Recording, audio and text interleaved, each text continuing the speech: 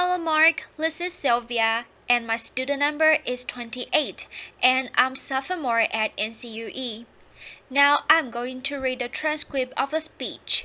Hugh, Herr, the new bionics that let us run, climb, and dance.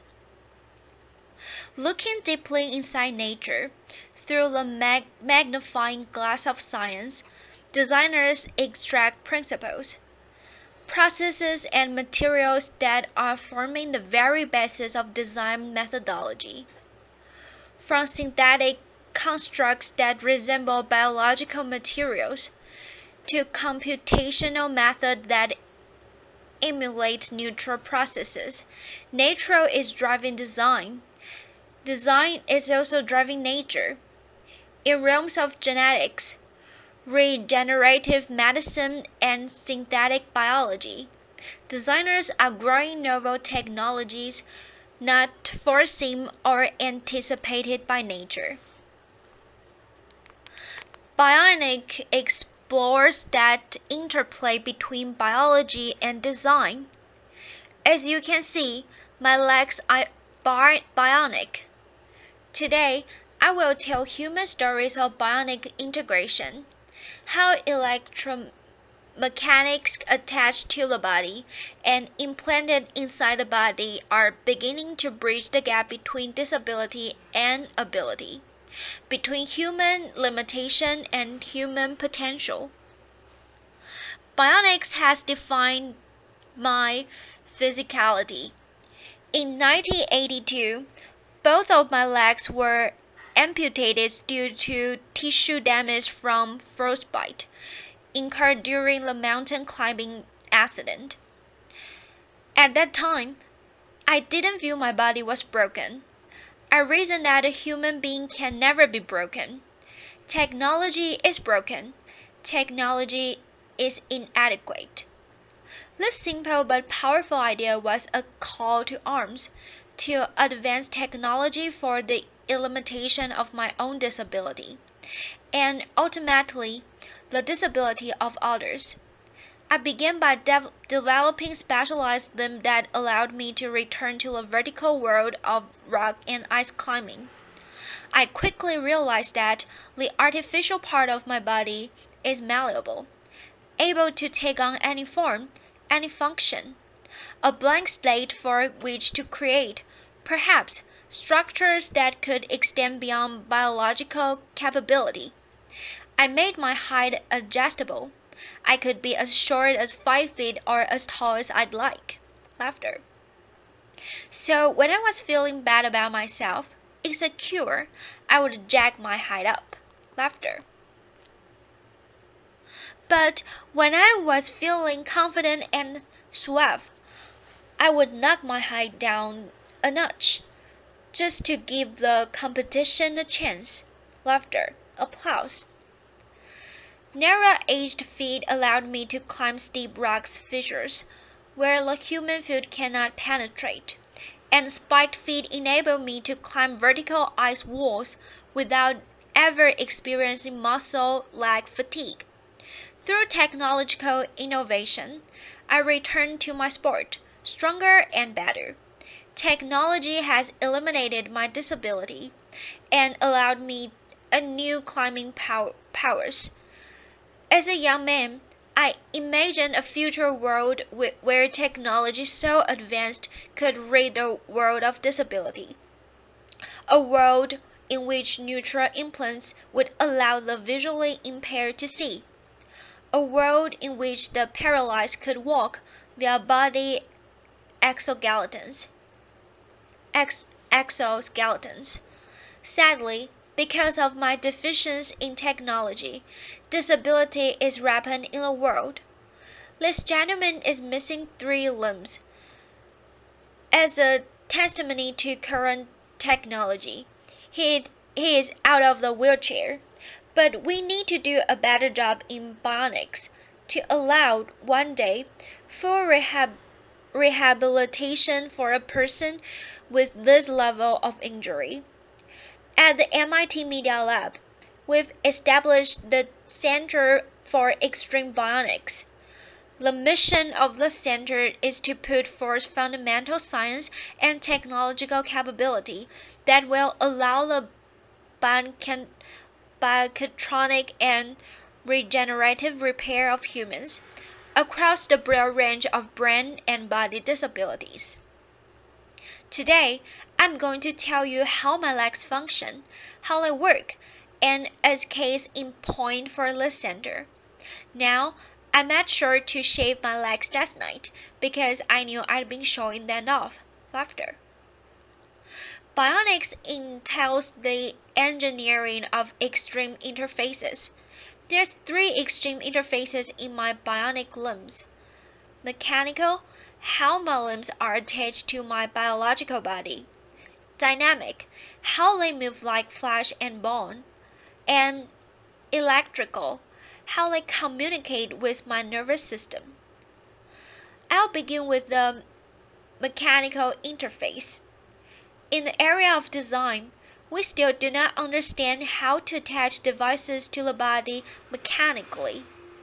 It is extraordinary to me that, in this day and ago, one of the most mature, oldest technologies in the human timeline, the shoe, still gives us blisters.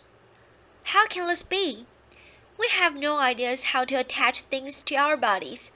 This is the beautiful lyrical design work of Professor Neri Exman at the MIT Media Lab, showing specially varying exoskeletal impedances, shown here by color variations in this 3D pointed model.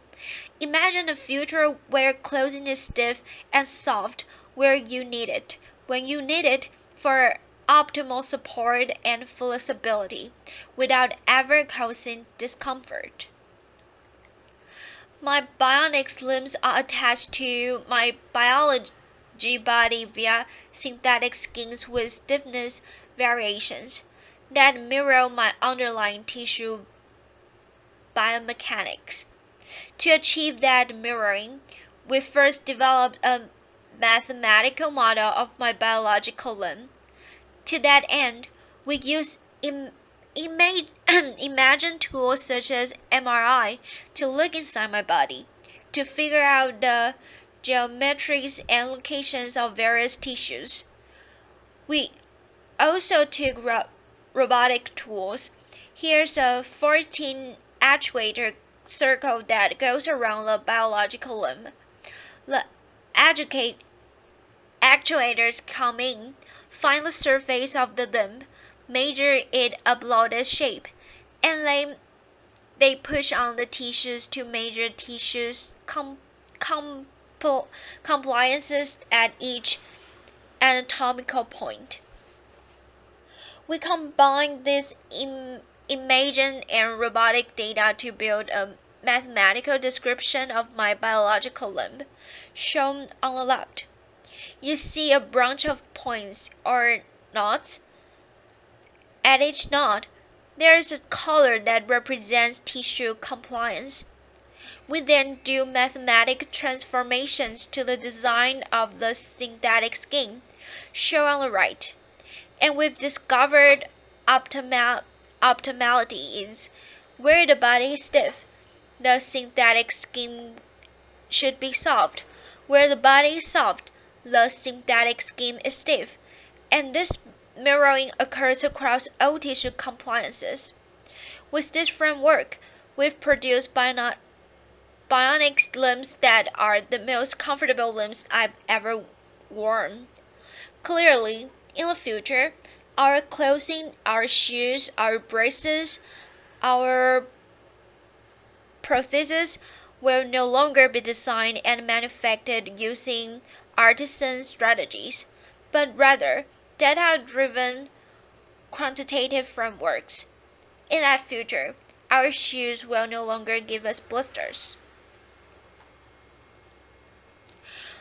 We are also embedding sensing and smart materials into the synthetic skins. This is a material developed by SRI International, California, under electrostatic effect. It changes stiffness. So under zero voltage, the material is compliant. It's floppy like paper. Then the button pushed, the voltage is applied, and it becomes stiff as board. Tapping sound. We embed this material into the synthetic skin that attached my bionic limbs to my biological body. When I work there, it's no voltage. My interface is soft and compliant. The bottom's pushed is applied and its tips offer me a greater maneuverability over the bionic limbs. We are also building exoskeletons. These exoskeletons between stiff and soft in just the right area of the running cycle. To protect the biological joints from high impacts and degradation. In the future, we will be wearing exoskeletons in common activities, such as running. Next, dynamic interface. How do my bionic limbs move like flesh and bone? At my MIT lab, we study how humans with normal physiology stand, walk, and run. What are the muscles doing, and how are they controlled by the spinal cord? This basic science motivates what we build. We are building bionic ankles, knees, and hips. We are building body parts from the ground up. The bionic limbs that I'm wearing are called biomes. They're being fitted to nearly 1,000 patients, 400 of which has been wounded U.S. soldiers. How does it work? At heel strike, under computer control, the system controls stiffness to attenuate the shock of the limb hitting the ground. Then at mid-stance, the bionic limbs outputs high torques and powers to lift the person into a walking stride, comparable to how muscles work in the calf region. This bionic propulsion is very important clinically to patients. So on the left, you see the bionic device worn by a lady. On the right, a passive device worn by the same lady that fails to emulate normal muscles function, enabling her to do something everyone should be able to do, go up and down their steps at home. Bionics also allowed her extraordinary athlete feats. Here's a gentleman running up a rocky pathway. This is Stephen Martin, not a comedian, who lost his leg in a bomb blast in Afghanistan. We are also building exoskeletal structures using these same principles that wrap around the biological limb. This gentleman does not have any leg condition, any disability. He has a normal physiology. So these exoskeletons are applying muscle-like torques and powers so that his own muscles need not apply those torques and powers. This is like first exoskeleton in history that actually augments human working. It significantly reduces metabolic cost. It is so profound in this argumentation that when a normal, healthy person wears the device for 40 minutes and let taxi off, their own biological legs feel ridiculously heavy and awkward. We're beginning the age in which machines attached to our bodies will make us stronger and faster and more efficient. Moving on to the electrical interface. How do my bionic limbs communicate with my nervous system? Across my recentral limb are electrodes that measures the electrical pulse of my muscles. This communicates to the bionic limb, so when I think about moving my pan limb, the robot tracks these movement desires. This diagram shows fundamentally how the bionic limb is controlled. So we model the missing biological limb, and we've discovered that reflexes occurred. How the reflexes of the spinal cord are controlling the muscles, and that capability is embedded in the chips of the bionic limb. What we've done then is we modulate the sensitivity of the relax, the model spinal reflex, with the neural signal. So when I relax my muscles in my residual limb, I get very little torque and power. But the more I fire my muscles, the more torque I get, and I can even run. And that was the first demonstration of a running gait under the neural command. Feels great. Applause. We want to go a step further. We want to actually close the loop between the human and the bionic external limb. We're doing experiments where we're growing nerves, transected nerves, through channels or microchannel arrays. On the other side of the channel, the nerves that then attach to cells, skin cells and muscle cells. In their motor channels, we can sense how the person wishes to move.